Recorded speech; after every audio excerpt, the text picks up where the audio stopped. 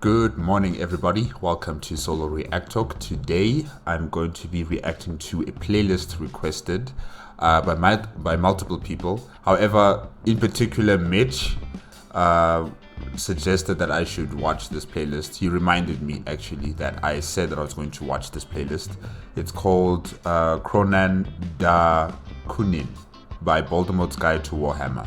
I already watched the first video, Shock Attack Gun Law. So now we're heading off to SQUIGGOTHS.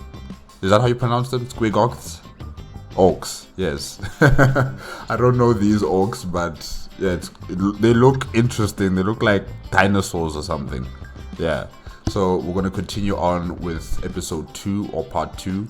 And I'll also compile them into a playlist so that it'll be easier for you guys to, to find them. So it'll be at the top here.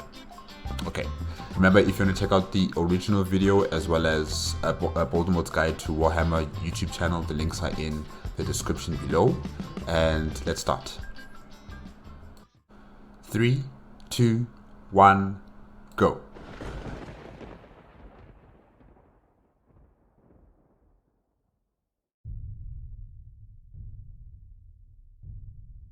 Between the time when chaos broke Cadia and the return of the sons of the Emperor, there was a time undreamed of.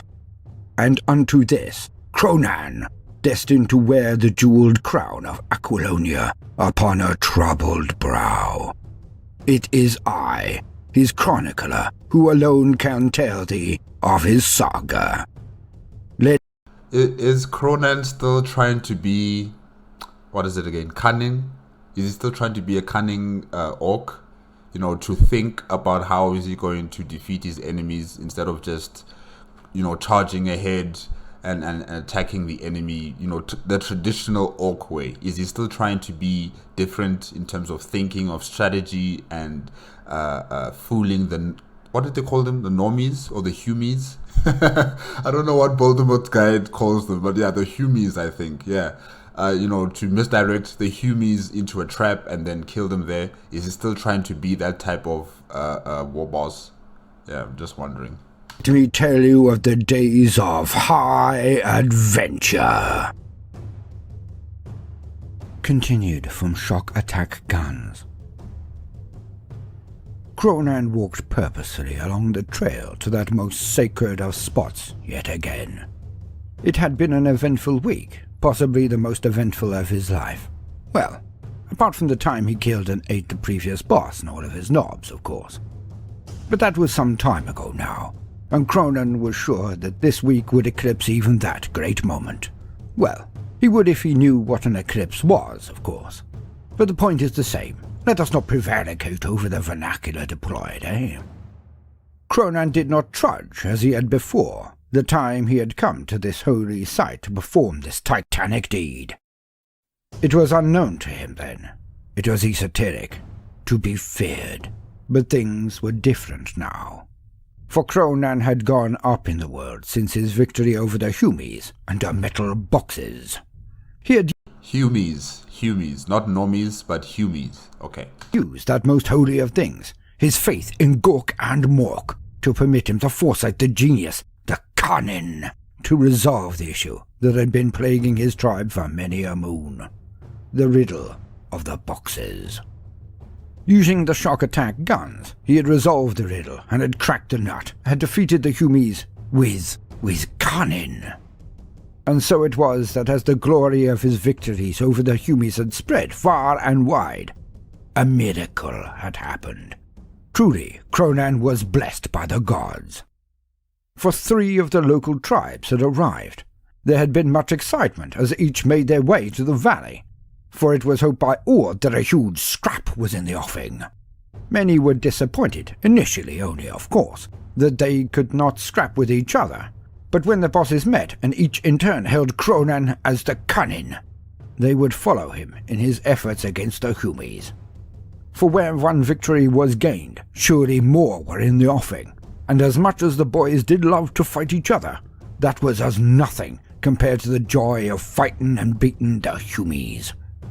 Why is there such importance and emphasis on defeating the humies? I mean, with you guys, anytime is tea time. Anytime is tea time. You guys can fight each other, and I think it would be far more enjoyable. Or maybe you guys just like picking on the weaker races, because really, physically, humans are weak compared to you guys. Why do you enjoy defeating the weak? Why not, revel in the excitement of defeating those who are at your par? You guys are bullies. You're bullies. And so, hailed as the boss of 4 tribes now, Cronan went to sleep, both surprised and slightly concerned, if such an emotion could be considered appropriate to any orc. Perhaps perplexed would be a better description.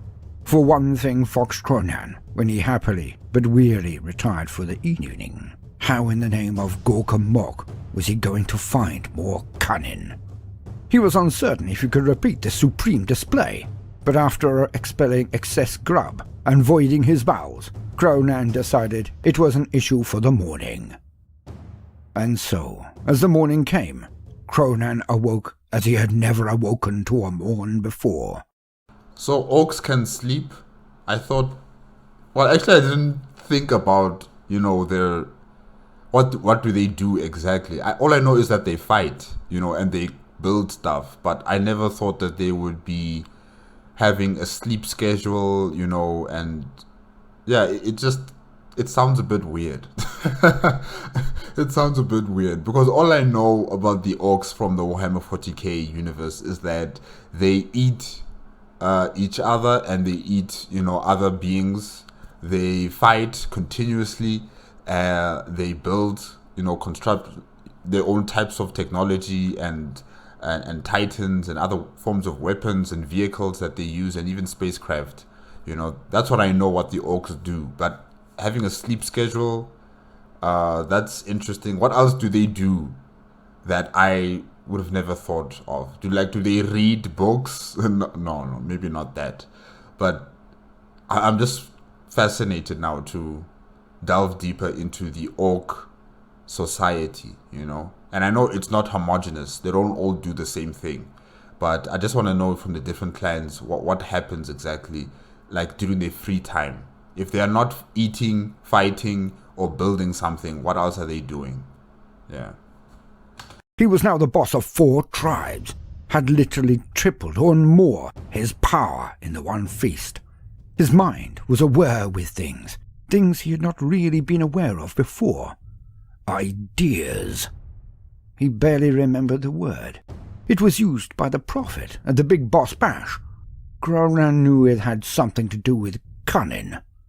He was now ready. When he went to don his armor, he felt it was slightly snug, but that was of no concern now. He would require new armor, new muggins and whatsits, and gubbins of power, now that he was so important, so it would be traded in time. Cronan strode forth and had his knobs beat a path through the adoring crowds as he went to the runt herds. Adoring crowds? Okay. So it was that Cronan left his knobs at the base of the mountain and processed up, ever upwards, onto the trail to his sanctum.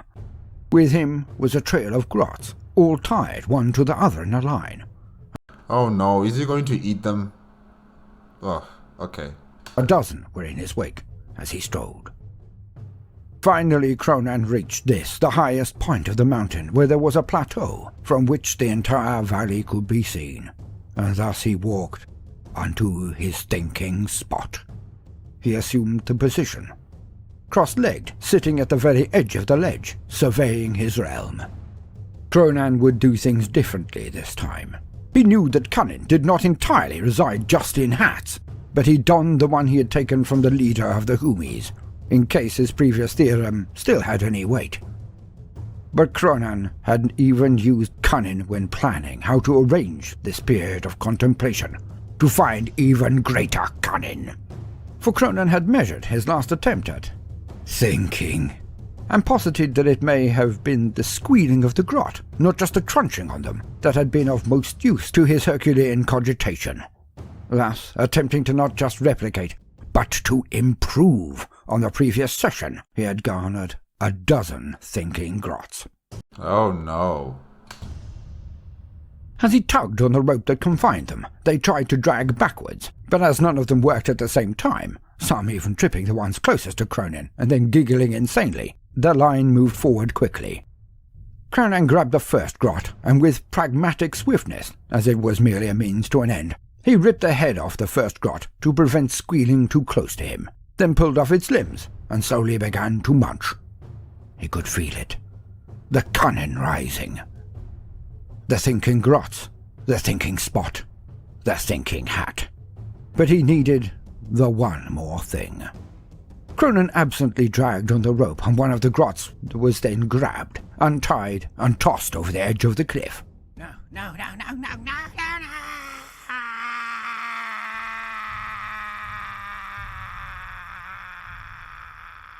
Cronin now sighed, as the squealing helped, but was not so loud as to be off-putting. As one finally finished, he would instinctively, and with no break in his majestic religious epiphany, unlatch and then lob another one over to just get the right ambience. And so, Cronin began to think. Man, Cronin, your methods of thinking are so outlandish, like really, and just, it's orkish, definitely.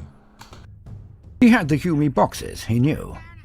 It had been his previous burst of cunning that had gained these precious lootable objects. Cronin was loath to ignore this previous glimpse of brilliance, but he had a concern. He had seen other boys dressed in the Hume's uniforms and carrying their weapons. Yet Hume's had somehow always discerned that it was a ruse. They had mystically known that they were not Hume's. Perhaps the Hume's gave off a smell or something. Or was it their hand gestures? Either way, Cronin was now not as certain that his plan would actually work. The idea was that they would use the Hume boxes to ride up to the gates of their local enclosure, and the Humes would open the doors as they always did. At that point, they could just charge inside and take the fort, a small city that had been there for generations untold of orcs. It's an interesting idea. However, the Humes have radios in those tanks, you know, and you're gonna have to speak. You're gonna have to talk to the Humes who control the gates, and if they hear you going, then they're gonna be like, "Nah, man, you're not human. We're not letting the doors open." So you know you have to have either a Hume captured to talk through the radio, or you guys gotta start learning how to speak low Gothic or high Gothic. Yeah, it's a nice idea, Cronin. It's just you need more work on it. So probably don't do it. Make another plan. You can do it. Now Cronin had been joined by a tribe with many snakebites, and they had SQUIGGOTHS. Cronin had immediately ordered his own mech boys to plate them up with armor and see what ducker they could take. They look like war elephants, but not really elephants, like dinosaur, T-Rex kind of elephant creatures, you know. And, you know, they have the war gear and other equipment on the backs. They kind of remind me of the giant elephants in Lord of the Rings, The Return of the King. And in Alexandra, what is Alexandra the Great? The movie, I can't remember what the movie was called again, but it had Alexandra in it, and Alexander the Great, I'm saying, and you know he went to India and he was trying to conquer parts of India there, and you know they were fighting against war elephants, and yeah, it didn't go out nice for him and for his army. So yeah, they kind of remind me of those war elephants that I've seen in these different movies. And yeah, it's nasty though. It's cool, but nasty. And in only a day or so they would be the walking fire platforms Cronin had always wanted. Not that he thought of it that way, or that precisely, but it was the truth nonetheless. And so Cronin thought more. It was not sustainable, he knew this. Not only were the flying thinking grots running out, he would have to bring more if he were to tread this path again, of course, but it was also astonishingly tiring. So he ploughed on in an attempt to solve the conundrum before his head literally exploded, as he had seen many odd boys hide before. Nobody wanted that, after all. So, if the Humies did somehow find out that their boxes were not under their control anymore, what would they do?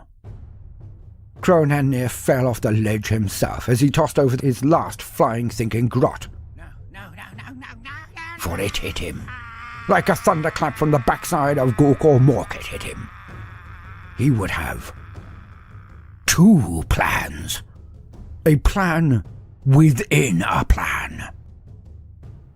Hauling himself off his haunches and away from the precipice, so shattering had the revelation been that he could barely stand stably, Cronan lifted his fist to the air and laughed, the deep belly laugh of the cunning.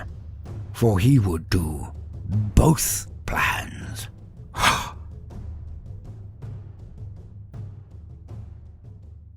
Okay, let's see your both plans, Cronan. Let's see them.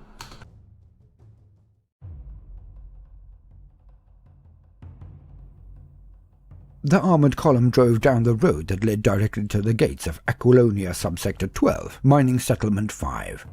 But not all were on the road. There seemed to be no uniformity of speed, and tanks and transports bumped into one another in mild collisions, almost jostling each other as they approached. The patrol had been expected back 7 days ago.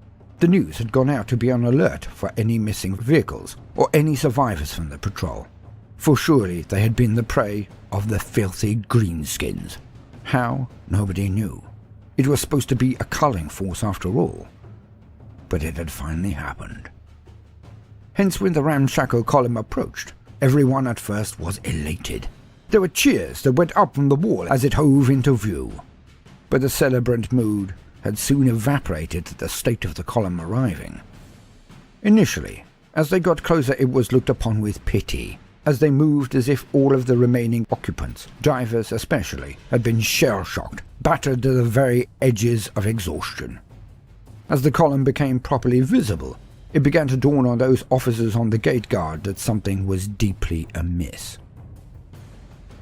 The vehicles were not daubed with the usual paints and bits that the Orks did whenever they looted a vehicle, let alone this many, but something was definitely amiss. So as the column lumbered up to the gates and slowed down, they did not open. The lead vehicle came within spitting distance of the doors and then stopped. All behind it came to a stop after barging, jostling and bumping each other for over a minute. When the doors still did not open, the top hatch of the lead Leman Russ opened. It wasn't the fact that the officer that popped out of the hatch seemed to flop to one side, nor that he seemed to have sticks holding up his arms when he waved. It wasn't that there was no hail or request to come inside immediately. Oh, the orcs are so funny. They are so funny. They are so funny. Oh my gosh. It wasn't that he did not give his rank formation an assignment. It was more the fact that when the officer bellowed, "Open the gates!" that he was still able to do so while his head had been sewn on backwards. The order was given with the simple lowering of an upheld hand, and the gate guard then unleashed every last weapon they had into the column. In moments, the weapons of the gate whirring into position and firing down. Melters, heavy bolters, and then covering the ground with flamers when the greenskins began to dive from the tanks and transports that were exploding around them. The gate guard began to whoop with a sense of victory too early, as they seemed to be exterminating the column and its new owners. It was not until too late they noticed the 3 huge armoured SQUIGGOTHS rumbling out of the tree line. I thought it was 2, but there's actually 3 of them? Okay, well. Previously, they would have used the said firepower to wipe them out at long range, but they had not finished off the column and could not fire at both. The nearer danger had to be resolved. A plan within a plan. Oh, Cronan, well done. So they fired on the column. This gave the heavy weapons on the SQUIGGOTHS plenty of time to lumber into range and unleash their fire into the walls and parapets, hard points and fixtures of the gates and walls. Huge segments were annihilated in the first volleys. The darker that the mech boys had managed to array on them was truly staggering. Matters got worse for the defenders as the SQUIGGOTHS then took on a charge. Each ran at full pelt at the walls surrounding the gate, not the gate itself of course, as that had a wealth of debris in front of it that had previously been the tanks of the Astartes in guard. Their largest guns silenced, there was naught that the guard could do but concentrate all fire on one of the SQUIGGOTHS at a time in an attempt to bring them down. It worked once. The heavy bolters and remaining lance cannons on the walls tore it to pieces, and it dug a huge grove into the ground as it fell and lurched to its death, still skidding due to its momentum alone. But they could not take on another before they reached the walls and crashed through.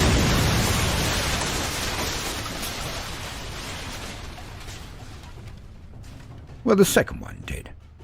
The first one got shot in the eyes and did not so much plough through the wall, but into it and fall over.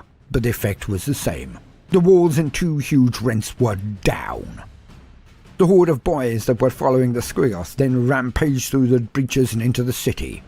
It would not take long to subjugate the other Humies. It was a good day. Cronan. Subjugate? They're in the business of subjugating Humies? I thought they were here to exterminate us, but okay, interesting. Had lived up to his new name. He had been cunning indeed. As he charged through the breach, Conan looked around with relish. If he kept this up, his name would go down in legend. Of no importance to Conan, of course, but it would mean that he would be party to some of the best fighting possible. He could just feel it in his newly empowered mind. He truly was doing the work of Gork and Mork, the work of the gods, just as the prophet had promised. There was definitely something to be said for this cunning thing. But now, it was time for the brutality, his favourite bit, as he charged into the settlement to crump Humies.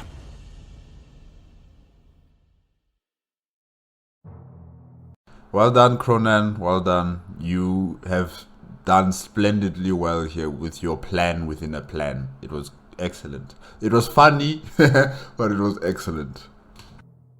Welcome, gentle listener. I am Baldermort, and I wish to introduce you to the forces, factions, and war gear of the Warhammer 40k universe, the grim darkness of the far future, where there is no time for peace, there is only time for war. Or in this case, war! For today, we are to look at one of the largest things one might see on the board, a gargantuan creature, a veritable behemoth, the SQUIGGOTH. Part of the Squig family, they are Orkoids in a very real way, just utterly huge. But for the basics, let us lean on existing wisdom.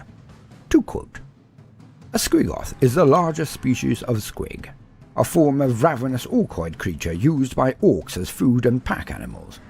SQUIGGOTHs are most commonly used by pre-industrial feral orcs, but can be found amongst more technologically advanced spacefaring counterparts as well. However, this variety of squig is just as capable as a weapon, and can sow devastation in its wake as it transports orc boys and their weapons across the battlefield. The Magos Biologists and the Adeptus Mechanicus have identified SQUIGGOTHs as fungal lifeforms, though they are fairly rare and can only be grown to their larger size by the specialist breeder Pigdocs of the Snakebites clan. The size of the SQUIGGOTH is determined by the effectiveness of the feed formula the breeder gives his creature. A SQUIGGOTH size ranges from that of a Leman Russ tank to that of a small Titan, although generally they are somewhere between these two extremes of size. So, what do they feed them exactly? I know that Baldermort just said they have a feeding, kind of formula. But what is it that they feed them exactly to make them grow this huge? Yeah. SQUIGGOTHs are reptilian in nature and resemble Terran dinosaurs, although there have also been reports of mammoth-like SQUIGGOTHs adapted to cold climates that possess heavy fur and tusks. SQUIGGOTHs used for combat will have armoured barding placed around the creature's neck and head, along with a small armoured howdah, or even a fort on the larger SQUIGGOTHs, built on the creature's back. The fort carries orc boys, along with powerful orc artillery pieces, such as superlobbers. Squiggoths are used as a combination of battle tank, personnel carrier and mobile siege engine. Their size, utility and mindless aggression appeal to the Orks on a visceral level. And much like most aspects of Ork culture, Squiggoths seem to be perfectly honed to suit their role and to appeal to the base tastes of their masters. In their natural unaltered states, Squiggoths make excellent beasts of war. Their massive frames are draped in a thick scaled hide that provides considerable protection, and their brute strength massive tusks and crushing feet can pierce even the strongest defences. An angry Squiggoth set loose on a battlefield can strike terror into even the most stalwart heart. Of course, being bestial and relatively dim-witted, Squiggoths are hard to train and hard to control. But okay, sorry, Baldermort. But I'm sure if you had like air support, you could take this thing out, right? You could take out a Squidgoths. Yeah, Squidgoth. I'm sure with a couple bombers or fighter jets or something, you could take this creature out. Or maybe I'm wrong about that. Yeah, I don't know. It just seems like an easy target on the ground because it's so big, and probably it also takes time to to charge at a particular object or something like that. So I think it would be an easy target for aircraft to take out, and probably also Titans. If they're far away enough and they can see it from a distance, I'm sure with their cannons they could vaporize this creature. But maybe I'm wrong. I don't know, guys. You guys in the comment section tell me if this creature is as potent as Baldermort's guide, claims it is. I'm not entirely sure. But yeah. They're not simply eating their so-called owners. There are two recognized subspecies of Squiggoth, which, like most Orkoid creatures, are differentiated by their size. This size is dependent upon the effectiveness of the feed formula, as we have already heard. Big Squiggoths. Big Squiggoths are the smaller and far more common breed of the beast, which stands about the size of an Imperial Leman Rust tank. Their smaller size is the result of either youth or the poor breeding methods of their Ork caretakers. Gargantuan Squiggoths. Gargantuan Squiggoths are monstrous creatures, approximately the size of a small Imperial Titan. These giants are sometimes used as mounts by the most powerful of Ork war bosses. Orkosaurus. Orkosaurus is the largest breed of Squiggoth that is used by the Orks. The Orkosaurus is larger than all other Squiggoths, including the Gargantuan Squiggoth. The Orkosaurus is usually found amongst feral Ork tribes and is rarely, if ever, seen in use by the more technologically advanced Ork clans. The massive creature is used as both a beast of burden and as a beast of war by the feral Orks, and the Orkosaurus is highly valued not just for the carnage it can cause in battle, but also for the prestige it can bring to the green-skinned tribe that possesses one. When the tribe marches off to war, they are accompanied by the trumpeting calls and the thundering tread of their mighty Squiggoths and Orkosauruses. End quote. So here we see the truly hilarious sizes of monster that inhabit the worlds of the Orks in the... Wait, but this one is blue. Who painted it blue? Aren't they supposed to be all green? Or, different shades of green? Oh, okay. Warhammer universe. And the forcing of the development of the lore to encapsulate and justify larger and larger models, which I can assure you, I have no complaint about whatsoever. But it leads me on to another point. As this is War Gear Wednesday, we often briefly discuss the game and hobby. So I would like to address just one thing. Decisions about your collection. For many have but one army, with huge amounts of variety and the ability to play multiple armies within, or to play huge sizes of game called apocalypse matches. Now these can be intensely fun and can contain your entire collection, but they are not for the faint-hearted, I can tell you. The logistics of this form of match or event can be daunting, but they really are worth it. But it does mean that they have to be arranged with far more preparation than a beer and pretzels or a matched play game. But then there is the other end of the spectrum, where people have multiple armies. Now they may have exactly the same number of troops and figures, but they are in different armies. Now I come more into the latter description. I have multiple modest to large armies, so I can pick up the army I'm in the mood for, the battle style I feel like at that time. Wait, that SQUIGGOTHS has wings? Is it going to fly? No, guys, no. No. Oh gosh, it must be a big SQUIGGOTHS, not the Gargantua, and definitely not the, what is it, Dinosaurus SQUIGGOTHS. It can't be. It just has to be one of those big ones, like the ones that are the size of a Lehman Russ tank. Yeah, there's no way. There's no way it could be bigger than that. Oh gosh, this is crazy. As I have multiple armies, I can also weather the storms of a changing edition, as we are seeing now. I can fully understand that the new rules for each faction will be released over time, and that means that some armies will languish for a period without any of the new rules and new love, as we all call it. It can be a long time to wait when everyone else's army has their new toys and you are the back of the queue. So by having multiple armies in different areas of the whole, I am more likely to have a playable, or at least not entirely outgunned army for the majority of any edition. But it does mean that I do not have the huge set pieces for each army. And in a collection of figures, for that is what they are above all else. Yes, they are portals to a dream world. A hobby extravaganza of painting and making and altering and bozing, but they are a collection as much as an army. For those with only one army, you find that they have all the muggins and the biggest set-piece collectibles from that darker side of the hobby, that elite area called Forge World, where the connoisseur or mad collector can buy even more premium items at an even more premium rate. But before you even consider walking that path, just ask yourself one question. Do I want one huge army, one huge collection, with all of the toys and all painted exactingly and lovingly in the same motifs? Or do you guys who collect these toys, I mean, how much is all of this? It must be like an investment, really, to be having all of these unique pieces, and probably you have to paint them, you have to get the background stuff as well. It must be like a lot of money being involved in something like this. I don't know if I could do that. I honestly don't know if I could do that. Yeah, I mean, like, where would I put all of the stuff? I don't have like casing or space where I could put casings and display them for people who come over to my to the house. So yeah. Do I want multiple armies that are more about the playing than the having? For it is only the rarest and most ardent and affluent of fans who can do both. Rare indeed.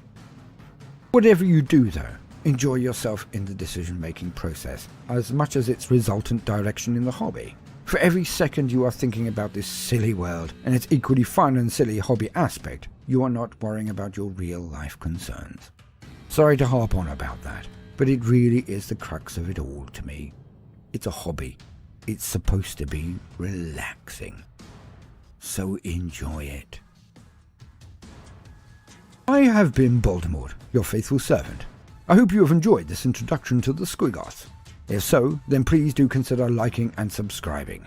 If you do, then please hit the notifications bell, as I would not want you to miss out. We also have a Patreon, blah blah blah, you know the drill. But it really does keep the site going. Now, no matter what you do today, do try to make some time for fun. Toodaloo.